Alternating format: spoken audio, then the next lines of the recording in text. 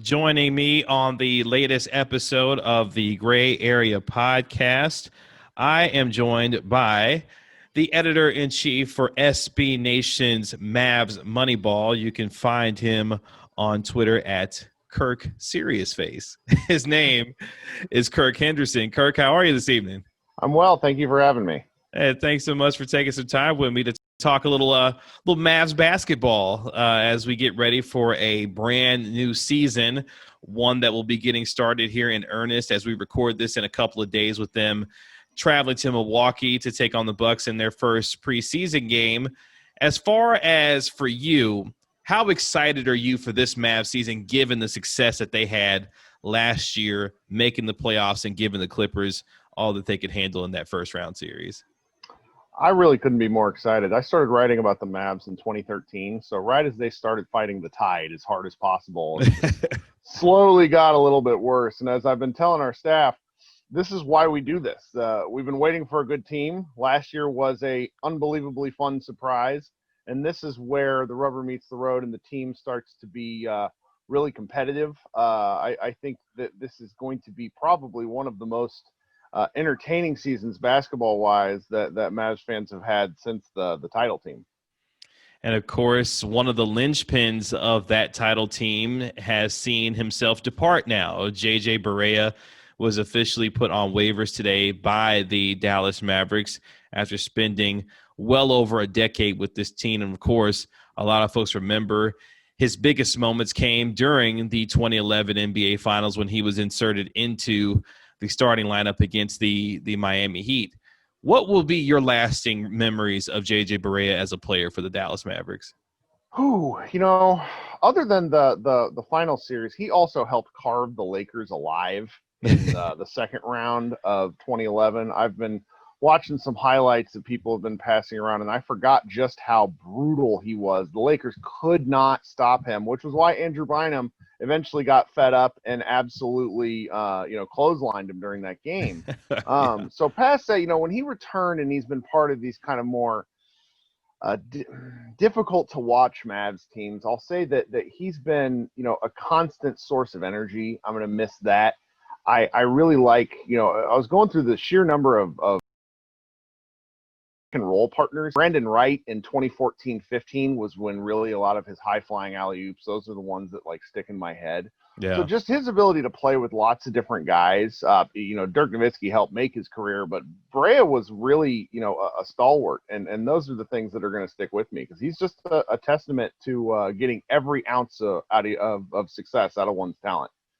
Donnie Nelson and Rick Carlisle speaking extremely highly of J.J. Barea as he ends his tenure there. Still wants to play this season, but I'm sure at some point will return to the Mavs as a part of either their coaching staff or in a front office capacity, a beloved fan favorite for many, many years here. And as we fast forward now to this season, obviously we saw some news here recently that Luka Doncic was named the number 4 player in ESPN's top 100 and a guy who is, for a lot of folks, the leading MVP candidate going into this year.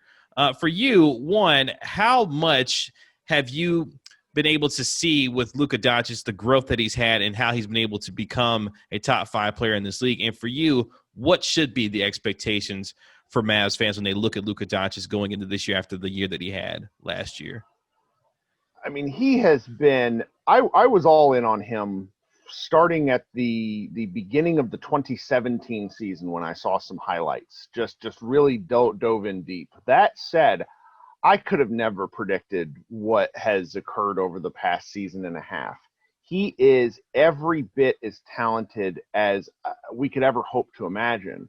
And the fact that he's taken the steps that he's taken, going from, roughly a 20-point, 7 rebound, 6 assist guy in year one to 28, 9, and 9, you look at sort of what he does in terms of raw production, and it's hard to say where he improves. And then you start to look at the fact that he did it in fewer minutes than I would have expected. He also really shot the ball outside of right at the rim, shot the ball rather poorly. His free throws improved from year one to year two.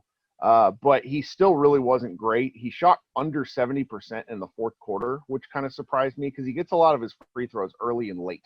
Mm-hmm. So those are kind of the areas where I think that he could improve. Now, whether it happens from year 2 to year 3 is hard to say, because the jump between when they cut off the season in March and when they resumed everything in August was as long as a normal offseason. And he shot the ball a little better in the bubble, even though it was against the Clippers, which is kind of surprising. He shot 36% over that 6-game series, which was a pretty compared to his 32% in the regular season. That's a pretty big jump. Yeah. I'm very interested to see what he can do now, but this season, year 3 might be a little bit of an outlier for his career, because they're just going to be playing so many games, 72 games in 146 days. So I'm not sure if we're going to see the best of him until we can really see him in like kind of an even playoff series, maybe down the road, because it's just really going to be a grind. Yeah, no, I agree. It's definitely going to be taxing on these players' bodies, especially for those teams and players that made extended runs in the bubble and then had their seasons in not too long ago. And of course, the Mavericks were able to make the first round of the playoffs last year. And a team, Kirk, that went 43-32, had a 7 seed in the Western Conference. Really, if they had played a little bit better in clutch time, this is a team that really could have been a top 4 seed in the Western Conference. When you start looking at the overall improvements and areas for this team, what's the 1 or 2 for you that you want to see this team improve on mostly as you look back from last year going into this year? Well, the first is really the clutch time play that you mentioned, but it's very hard to get too bent out of shape when you look at the total number of minutes they played. It boiled down to, in year 1, Luka shot something like 44 to 45% in crunch time, which is out of this world outstanding. Yeah. And then in year 2, he shot in the low 30s because he's the one with the ball all the time. I think the addition of Josh Richardson, who has a pretty nice off the bounce game and gives them a little bit more in these situations, is really going to help. But maybe they won't have to play so many close games because their defense is a little bit better. The Mavericks were a team of extremes. In their entire history of as a franchise, 9 of their 50 highest scoring games ever came last season. They can put points on the board. We know that. Yeah. It's a matter of whether they can defend a little bit, because they had a really nice margin point differential, but then they played all these close games, and it's kind of hard to tell which sort of team they are. I'm really looking forward to it, because if you'll remember, to the start of the year, they started out 16-6, Mm-hmm. and then the injury bug bit, and then they sort of played 500 ball the rest of the way. Which the fact that they played 500 ball with Luka and Kristaps Porzingis not playing together that much is really impressive. So I think that all the reason in the world to be bullish on this team, because like you said, had they won 4 more clutch games, they would have been, I think, probably a 5th seed last year instead of the 7th seed. Yeah. It's interesting that you saw at times where a team in the Mavericks last year without Luka Doncic go to Milwaukee, end an 18-game game winning streak with Kristaps Porzingis going off that night, and then there are other times where you see them blow significant leads. I think about home games against the Nuggets and other teams where they didn't play well down the stretch, and you wonder if they could find the consistency, a little bit of a middle ground there. You could see some of the glimpses of how this team could potentially find themselves cracking the top 4 of the Western Conference. And it kind of gets me to, the guy that a lot of folks think could be really the key, other than Luka Doncic, obviously, to helping this team crack the top 4 of the Western Conference, and that's being Kristaps Porzingis. Obviously, we know his injury history and what he's dealing with right now, coming back from a meniscus tear. For you, though, what do you think in terms of Kristaps Porzingis' game that will help elevate him to really be the solid and solidifying piece that can help this team become a championship contender? Well, they really have to pick and choose when they play him at the center position. That was really when the offense exploded after, interestingly enough, after Dwight Powell went down. But I don't think that he's built for that.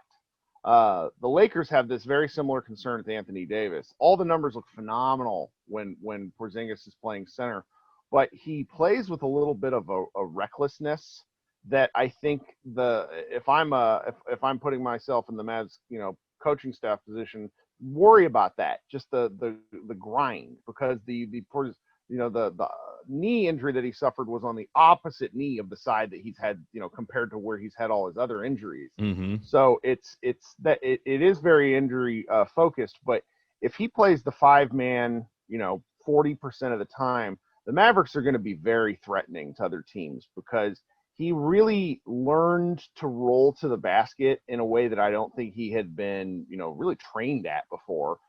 He really likes to pop more than anything else, but he's 7'3" and just like he's like a racehorse when he goes down the lane. Yeah.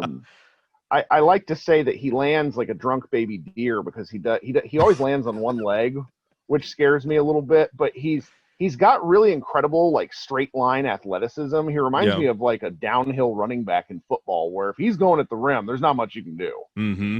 No, I agree, and I it's funny because you were saying that as you saw the evolution of his game continue to grow. Obviously, we know how devastating a shooter he can be with his size from the three-point line.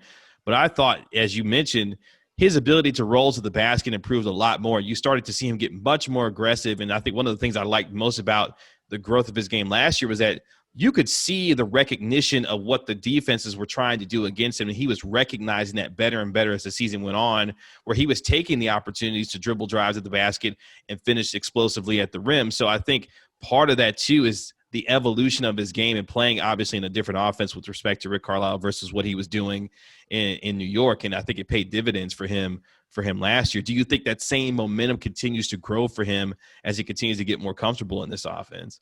I do think so. And they're working out a lot of, with every star, there's give and take in what the player wants to do. I think Luka Doncic being definitively better than him cleared up a lot of potential issues for the Mavericks. Mm-hmm. But when Luka went down, Porzingis had the ball himself a lot, and he still has a lot of Carmelo Anthony tendencies where, he likes to turn around. He drives left into traffic for no reason a lot. He loves to fade, and it's like, friend, you are 7'3". Dirk had to fade because Dirk couldn't really get it. Like 3 inches is a lot in the NBA, and he's got really high, nice shooting form. Working out just some of the inefficiencies in his game, and then putting him in the position where he can get easy baskets, I think really does a lot for his confidence. He seems to be a really like a rhythm player. That stretch that he had from right before All-Star break, and I want to say to like almost when the league shut down, where he was just like torching teams, and it felt like just a guy who was on this incredible run. And I think expecting him to shoot, he was shooting like 70% on post-ups, like he was outstanding. I think that's like the peak end of what he can really do, but finding that sort of consistency, which he then kind of established in the bubble and in the playoffs, is really what the Mavericks can look forward to. I'm very curious to see what sort of minutes total they put on him. I wonder if he's going to be kind of managed like late career Tim Duncan this season, because they have some functional bigs that can play different roles. It'll be fun to watch, but he's definitely the X factor where they go from being a scary team to like outright threatening. Yeah, and you started to allude to some of it as far as the overall roster construction is concerned. This team brought in folks like Josh Richardson, James Johnson, and others, and, of course, the draft additions of Josh Green and Tyrell Terry and Tyler Bey and others. What did you think about their overall offseason in terms of what they've added to this team with the departure of Seth Curry and the Josh Richardson deal? Do you think those are moves that are pushing this team in the right direction, especially from a defensive standpoint? If this past offseason draft and such combined, it was wish fulfillment almost for me as a Mavs fan, because you look at what the Clippers were able to throw at Luka, which was length. And then you look at what needs to really get through in the NBA to get to the finals. You need a lot of big, tall, athletic ball handlers. And the Mavericks now have that. The fact that they went from, if you look at kind of the roster in terms of like shortest to tallest, Terry aside, they have a bunch of guys who are 6'5" or taller. They look like they're modeled after the world champion Los Angeles Lakers in a real way. Yeah. And I think that's smart, because you're going to need bodies, but then just to make it through in the playoffs, you need defenders. And they're just like all the best players in the NBA now are big ball handling wings, Jokic aside. So I'm really excited about what they did this offseason.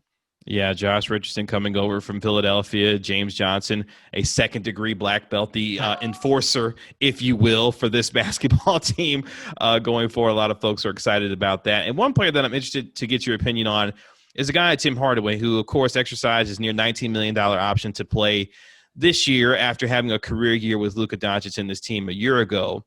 Has he reached his ceiling as a player, or do you still see more improvement for him, especially now getting another year under his belt with this offense and how good he was last year for the first time with this team?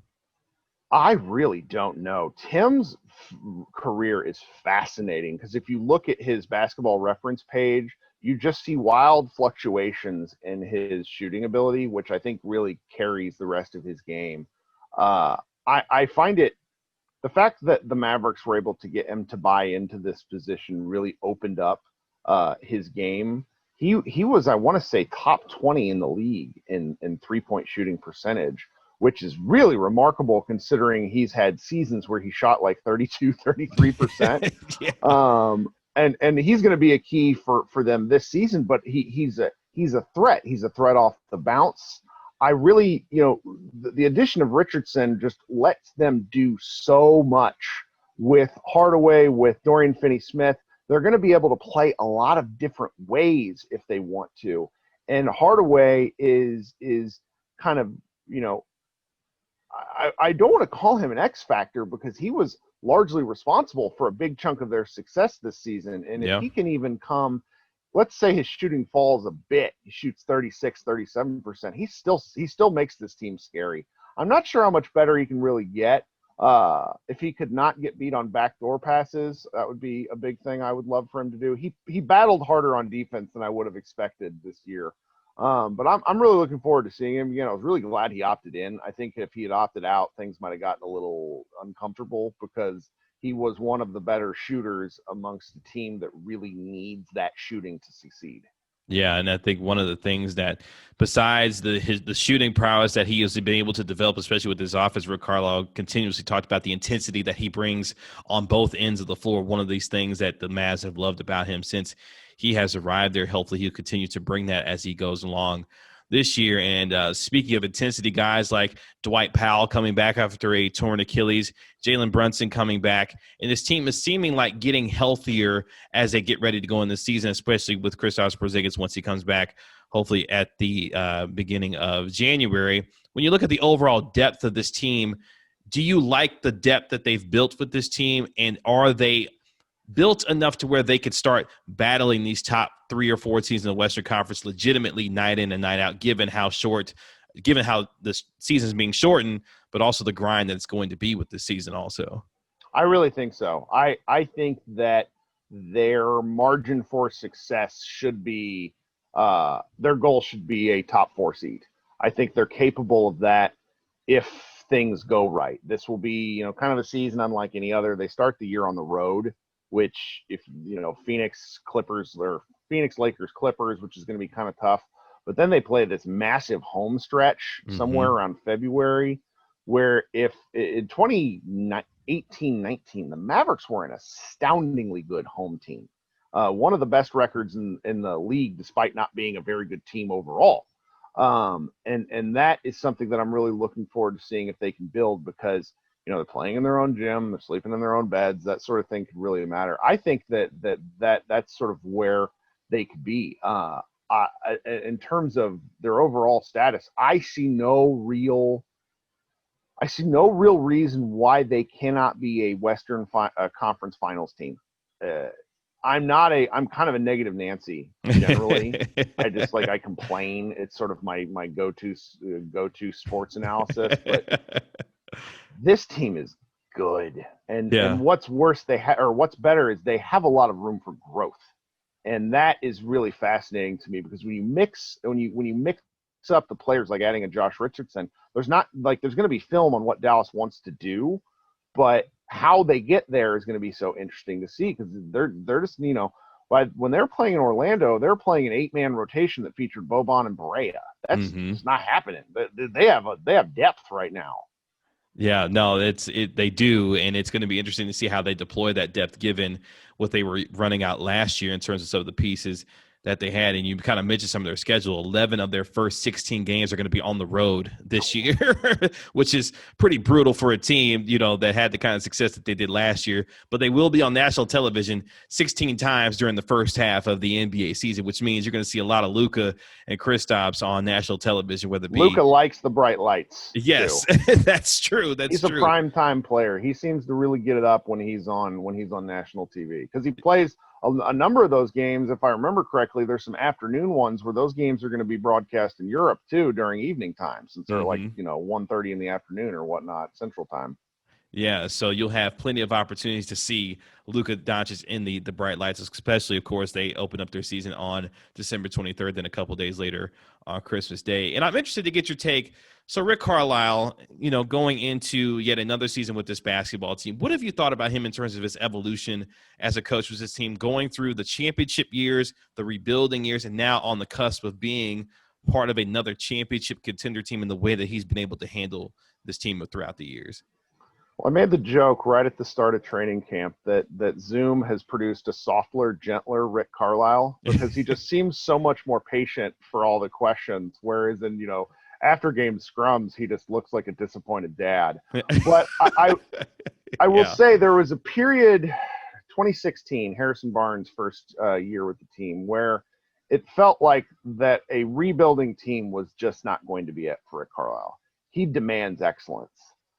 The arrival of Luka Doncic, and Luka's sort of, I don't know how to describe it. He plays with a joy that really seems to inspire people.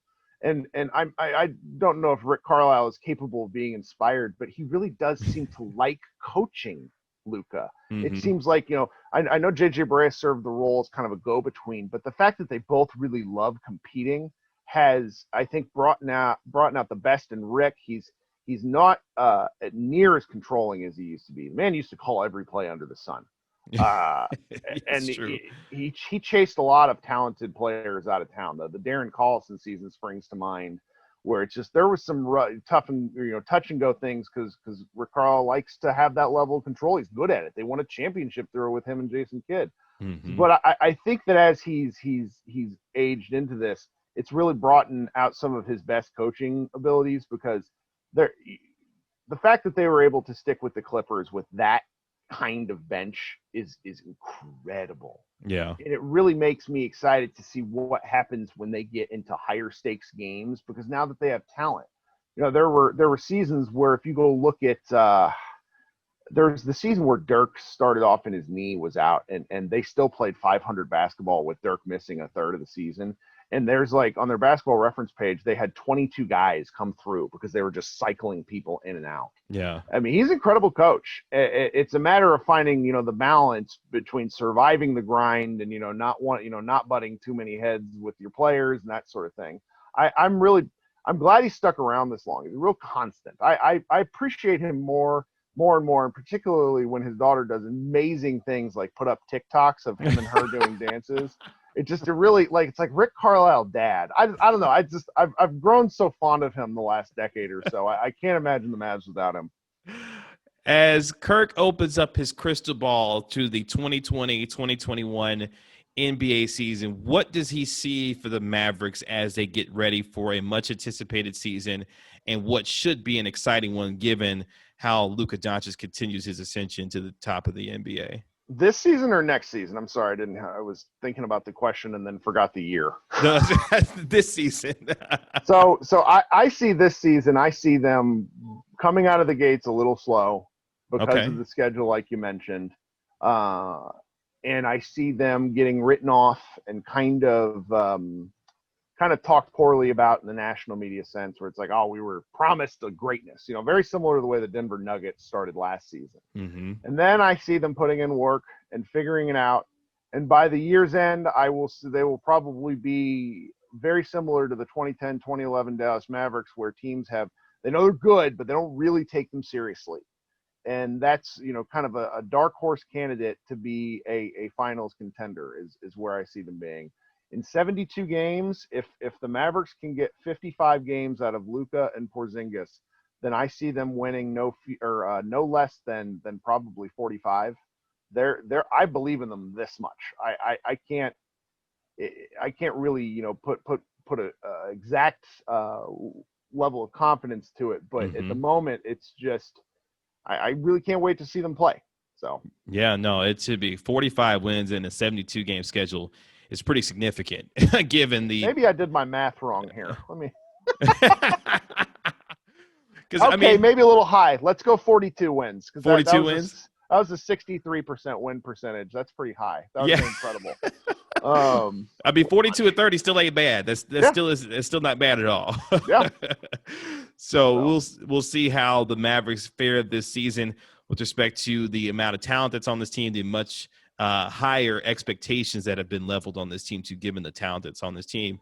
Kirk, tell the folks where they can find you and the work that you and your team are doing over at Mavs Moneyball and what we can look forward to this season.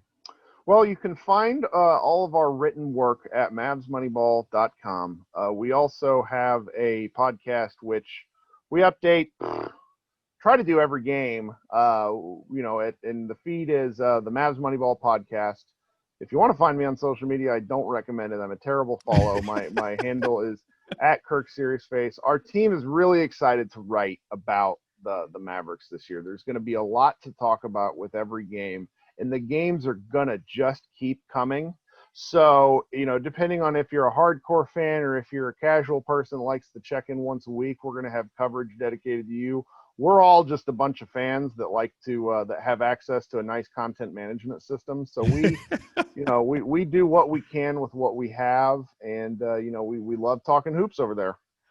Well, Kirk and his team do a terrific job covering this Mavs basketball team, a different, unique perspective that Mavs Moneyball provides that I think every fan should be taking in, especially this season with respect to what they have coming up.